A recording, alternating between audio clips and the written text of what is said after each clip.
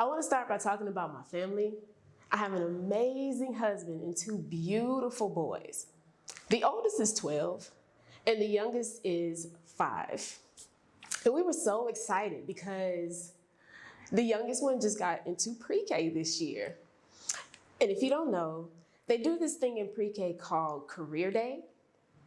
And Career Day is like the homecoming of pre-Kers. I'm serious. They get excited. They go all out. And our son was just as excited.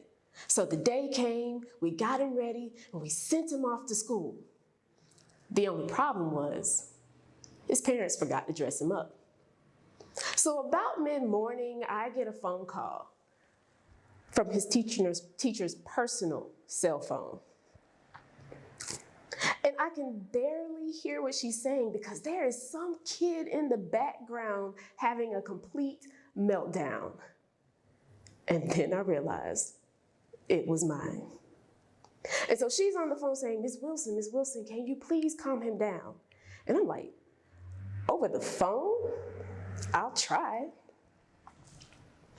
Well, needless to say, I decided a long time ago that I would be the type of parent who would have the type of relationship with her kid so that my kids would be comfortable with me, they could talk to me about anything, and they could come to me about anything. And I was able to calm him down over the phone. But then that got me to thinking. We spend a lot of time having kids think about, what do you want to do when you get older? Starting in pre-K, starting in Career Day. Well, then I started thinking about myself. I got those questions as I was growing up too. And when I was asked, I didn't have an answer. They would ask us, what do you want to do when you graduate from high school? What do you want to do once you get to college? What do you want to major in? And my answers were always based off of what was expected of me, but not what I really wanted.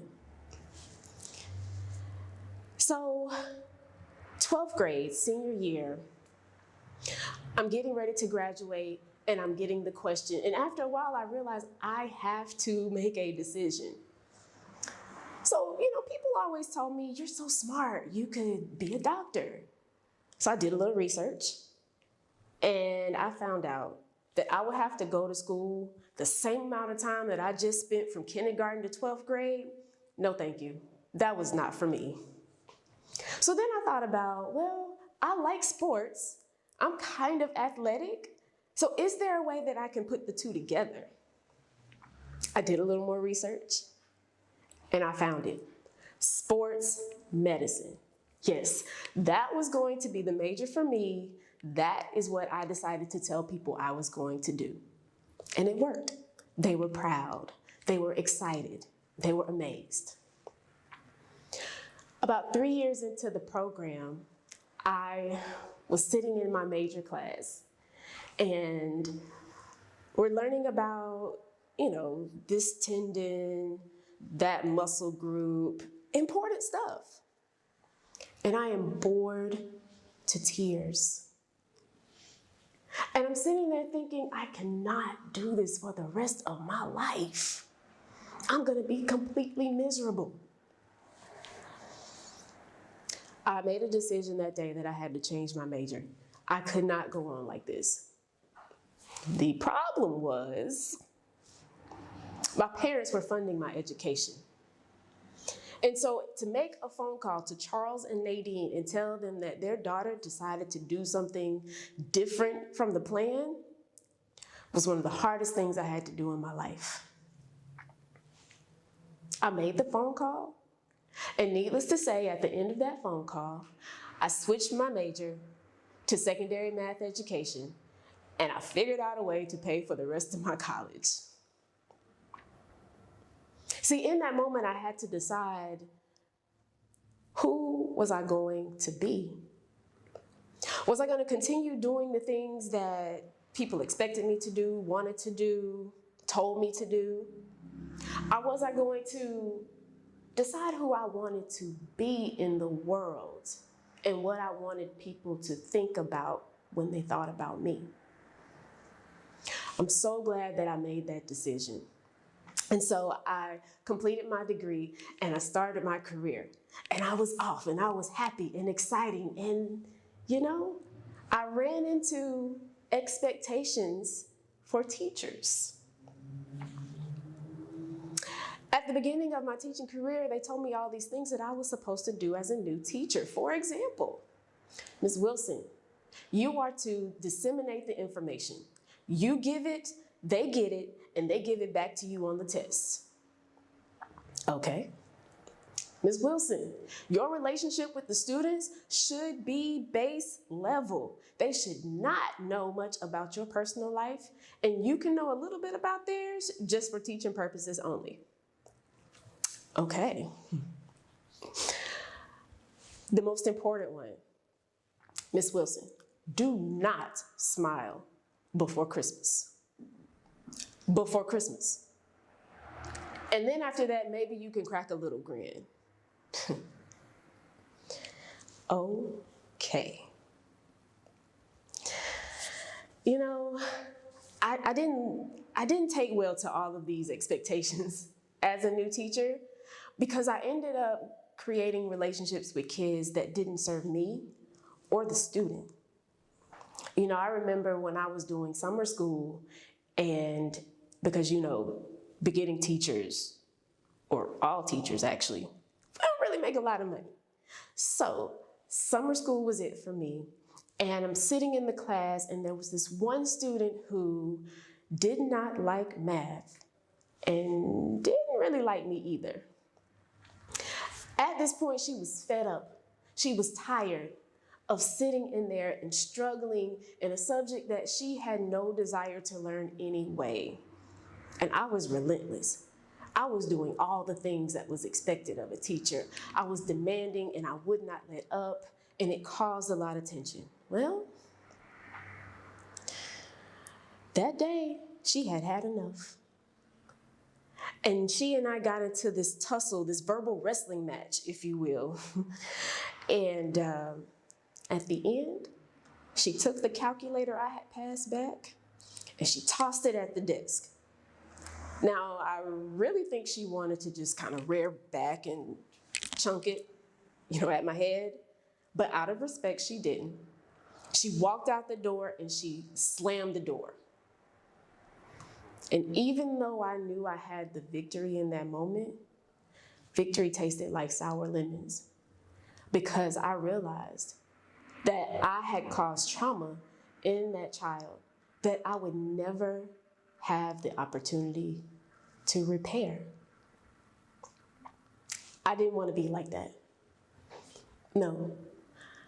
I had to figure out who I wanted to be as a teacher because that version of Ms. Wilson was not it.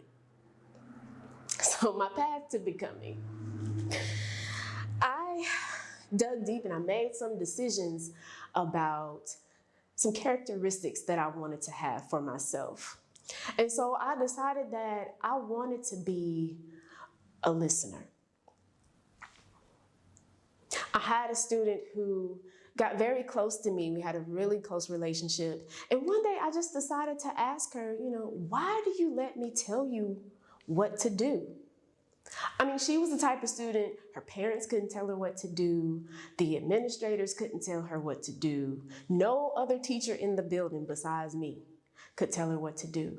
And she looked at me and the answer she gave blew my mind. She said, Ms. Wilson, because you listen to me.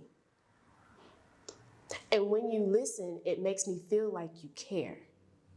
And so anything that you tell me or anytime you get on to me, I know it's coming from a good place because I know you care about me. Let's be good listeners for these kids. The second thing I wanted to do was I wanted to be humble.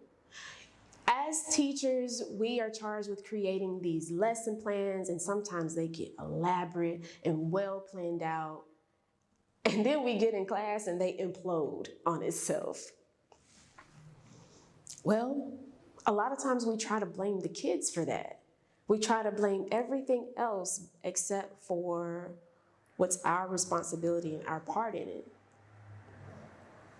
And so there were times in class when that happened that I didn't turn to accuse the kids. What I did was I said, hey, guys, what can I do to help make this better? Like, give me some feedback. Keep it respectful, but give me some feedback. They were the best conversations in our classrooms that I would experience. And not only did they help me improve, but they helped the entire atmosphere in our class community. Be humble. Next, be an encourager. It's so often that we take for granted our lives and we don't consider what kids go through on a daily basis. There are a lot of kids who the only positive interaction they get is when they're at school, if they get it at school. They get on the bus and it's negative. They get to school, lunchtime, and they have to worry about somebody bothering them. They get back on that same bus that's negative, and then they go home to situations that we can't even imagine. I decided I wanted to be a safe space, and I wanted to encourage the kids so that at least at some point during the day, they would have that to lean on. You know, I would love for us to reimagine a few things. Asking kids who they want to be, I mean, there's nothing wrong with that. They do have to make that decision. I'm suggesting also asking them, who do they want to be? Let's take the opportunity to share our journeys, our mistakes that we have made along the way. If they say, I don't know, let's encourage them and say, it's okay. We can work on figuring that out. Imagine a world where human beings are contributing to each other from a place of alignment with who they are and who they were created to be. That makes me excited. What about you?